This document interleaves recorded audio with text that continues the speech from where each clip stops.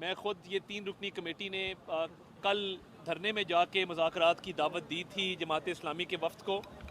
आज जमात इस्लामी का वफ़द यहाँ पे वो तशरीफ़ लाए, उनसे बैठकर बात हुई। जो 35 कारकुनान की फ़हरिस्त उन्होंने दी है जो अभी तक गिरफ़्तार हैं जनूबी पंजाब के अज़ला में, हुकूमत ने फ़िलफ़ौर उनकी रिहाई का ऐलान किया है और उन्हें कहा है कि कोई सियासी वर्कर जो है उनका गिरफ़्तार नहीं होगा। उस हवाले से वो उनकी रिहाई के तमाम अहकामात जारी कर दिए गए हैं। बड़े अच्छे माहौल में, बड़े खुशगवार माहौल में बात हुई। देखिए, वज़ीर-ए-आज़म पाकिस्तान का विज़न ये है कि मुल्क को हमने डिफ़ॉल्ट से बचाया था और हमारा विज़न है पाकिस्तान को चलने दो। ये पाकिस्तान को चलने दो का जो विज़न है, इसके तहत हम चाहते हैं कि पहले ही 200 यूनिट वाले जो सार्फिन हैं, प्रोटेक्टेड नॉन प्रोटेक्टेड दोनों, 50 अरब रुपए की सब्सिडी एक गर्मी के 3 माह के लिए दी गई है ताकि उनकी बिजली के बिलों में कमी वाक़ हो और उनके लिए गुजर बसर आसान हो। और देखिए, मुल्क को डिफ़ॉल्ट से बचाना बड़ी जान जोखों का काम था। 2018 में हम तो महंगाई 4% पे छोड़ के गए थे, मगर जिन हालात में ये मुल्क की बागदौड़ हमें मिली, ये आसान काम नहीं था। मुल्क को डिफ़ॉल्ट से बचाया है, IMF का मुआहदा तय पा गया है।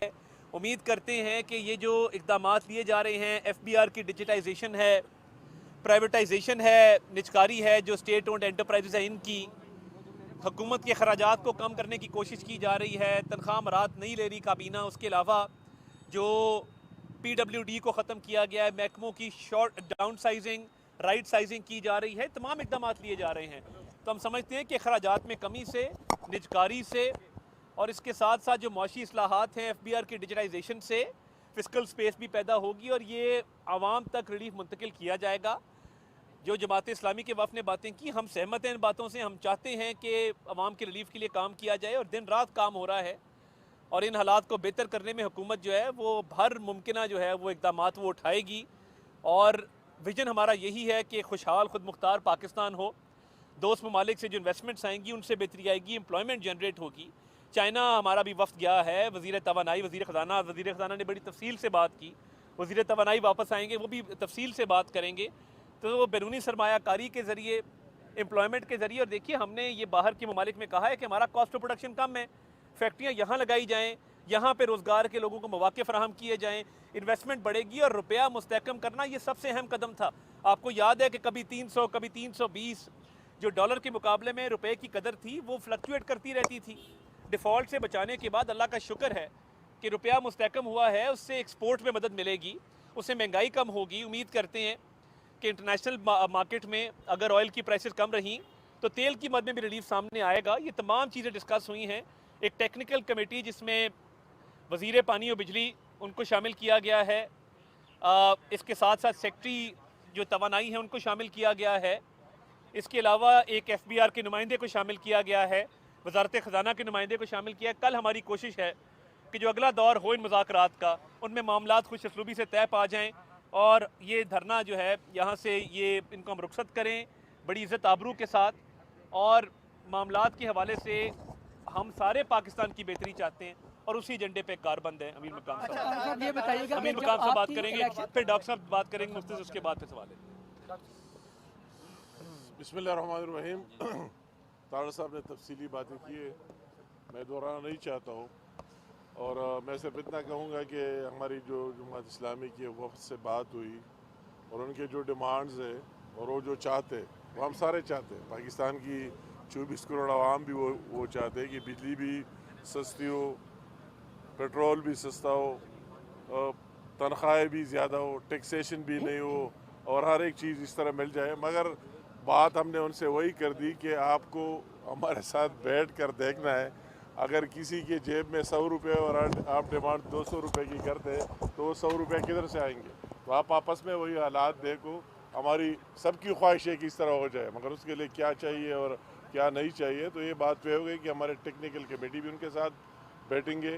क्या कुछ हो सकता है, हम पहले से हमारी भी ये ख्वाहिश है और हर एक पाकिस्तानी का भी है। हमने कहा कि हम आपकी इस ख्वाहिश का रिस्पेक्ट करते हैं, कदर करते हैं, हम सबकी भी है, मगर अपने हालात को देख कर कि आपका कितना बजट है, किस तरह गवर्नमेंट को रन करना है, किस तरह मामलात चलाने हैं और किस तरह आगे जाना है और कहाँ से कितने टैक्सेशन आना है, कितने हमारे ज़राए और कितने हमारे अखराजात है। वो ज़राए अखराजात आमदन और अखराजात को देख कर इसके बाद फ़ैसला किया जाता है। तो हमने उनको बिल्कुल वही एक डिमांड जो ताड़ साहब ने कह दिया, उसके बहुत से लोग रिहा हुए ऑलरेडी, मगर उसने 30-35 की लिस्ट दी कि ये अभी तक रह गए।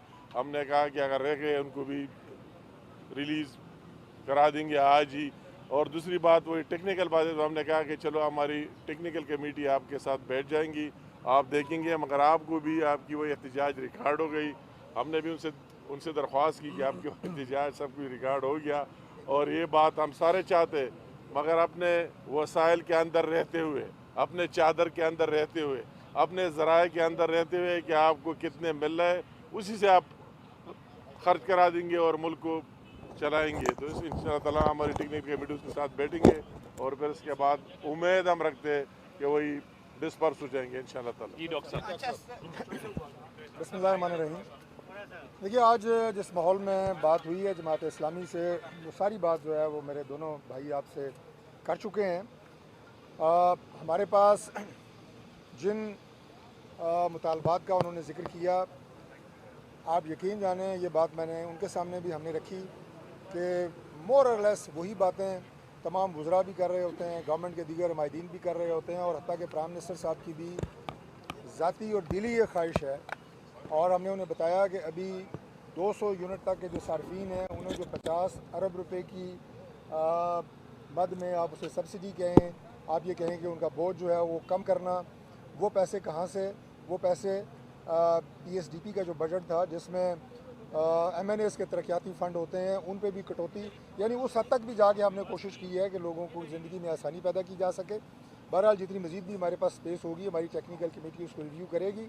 और आज बड़े अच्छे माहौल में बात हुई है। हमारी जमात इस्लामी के हमायदीन से ये गुजारिश है कि मरी रोड जो है वो पिंडी और इस्लामाबाद की मेन आर्टरी है, और पिंडी इस्लामाबाद की अगर आप आबादी देखें तो ये 1 करोड़ से ज़ायद है, और इस तरह की रोड जब ब्लॉक होती है तो उससे ये 1 करोड़ लोग रोज़ाना की बुनियादों के ऊपर मुतासर होते हैं। तो इंशाअल्लाह अगले दौर में जिसमें हमारे टेक्निकल लोग तमाम तर चीज़ें उनके सामने रखेंगे, बेहतरी की उम्मीद है, ताकि जल्द अज जल्द ये धरना जो है ये यहाँ से ख़त्म हो सके। ताड़ा साहब, ये बताइएगा कि आपकी जो इलेक्शन कैंपेन थी नून लीग की, उसमें ये कहा गया था कि 300 यूनिट आवाम को फ्री देंगे, इस पर पूरी आपकी इलेक्शन कैंपेन जारी रही है। क्या आप बिलावल साहब का ऐलान था इलेक्शन कैंपेन का। मरियम नवाज मैं देखिए बात ये है, वज़ीर आज़म साहब ने ऑलरेडी एक सोलर ट्यूबवेल्स का मंसूबा शुरू किया है। क्यों किया है?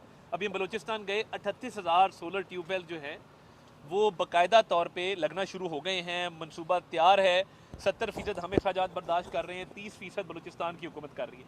पूरे पाकिस्तान में सोलर ट्यूबवेल्स के लिए हुकूमत पंजाब, हुकूमत सिंध, हुकूमत खैबर पख्तूनख्वा के साथ मिल के एक बैंकिंग फाइनेंसिंग मॉडल ला रहे हैं, ताकि ये 10 लाख ट्यूबवेल अगर लग गए, सालाना $2 अरब की इम्पोर्ट बिल जो तेल की मद में है उसकी बचत होगी।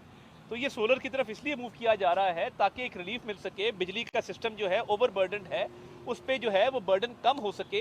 ये सोलराइजेशन के प्रोजेक्ट, ये जो सब्सिडी वाला सारा मामला है, ये इसीलिए किया जा रहा है, और Aahista Aahista green renewable energy की तरफ हम मूव कर रहे हैं। तो ये अवाम दोस्त वो इक़दामात हैं जो लिए जा रहे हैं। और 200 यूनिट की हमने बात की, 50 अरब रुपया डेवलपमेंट बजट में से काट के जो दिया है वो सिर्फ इसलिए दिया है कि बिजली के बिलों की मद में रिलीफ मिल सके। ये बताइएगा कि इस्लामाबाद को आपने बंद करके धरने को रावलपिंडी मूव किया, रावलपिंडी के शहरी मुश्किलात में इस वक्त, ये बताइएगा जमात इस्लामी की तरफ से स्पेसिफिक कितने मुतालबात आपके सामने रखे गए और जायज़ कितने मुतालबात है, कितनी संजीदा है हुकूमत इनके मुतालबात मानने में, क्योंकि धरना भी जारी है, ख़त्म नहीं हुआ। देखिए, हम सब पाकिस्तानी हैं, सूबों की और शहरों की तफरीक को मैं इस तरह से पोर्ट्रे नहीं करना चाहता। बात यह है कि एक धरना था, उस हवाले से एक लोकेशन लियाकत बाग की तय हुई, लियाकत बाग में ही जलसा होना था।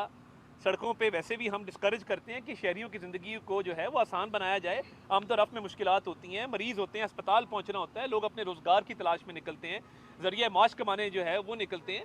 तो इसलिए ये अभी उन्होंने साइड पे एक रोड खुली है, कोशिश है कि ये लियाकत बाग के अंदर ही ट्रांसफ़र हो।